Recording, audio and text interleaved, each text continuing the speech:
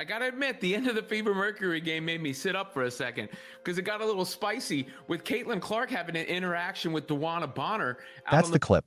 That's the moment the story they're selling you falls apart. They want you to believe this was just a spicy moment, a heated exchange between two competitors. But that's a lie. What you just heard was the sound of loyalty being thrown back in someone's face. Caitlin Clark, before the season, went on record saying she wanted to win a ring for DeWanna Bonner. She publicly praised her, propped her up, and welcomed her to Indiana. And what you're about to see is how Bonner repaid that loyalty. This wasn't a fight. This was an execution. This was cold, calculated revenge from Caitlin Clark for a betrayal so deep it happened in the shadows. And tonight, I'm dragging it all into the light. This is the story they don't want you to know. Stick with me, because nothing in the WNBA is a coincidence. Let's rewind the tape. To understand the revenge, you first have to understand the crime. When DeWanna Bonner signed with the Indiana Fever as a free agent, it was sold to the fans as the perfect partnership. Here was the veteran presence,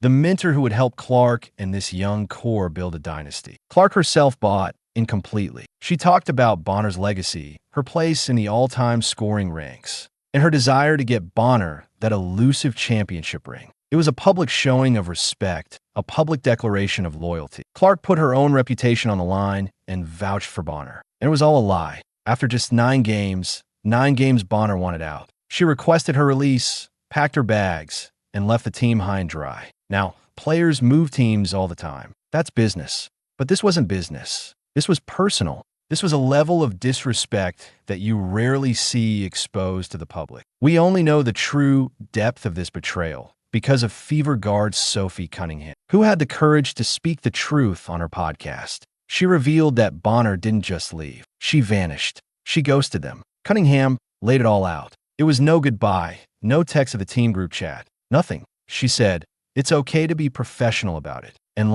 send a text to your teammates. Just be like, hey, sorry this didn't work out. Good luck. But Bonner couldn't even offer them that basic human decency. She took the welcome. She took the public praise from their superstar. And then she walked away without a single word.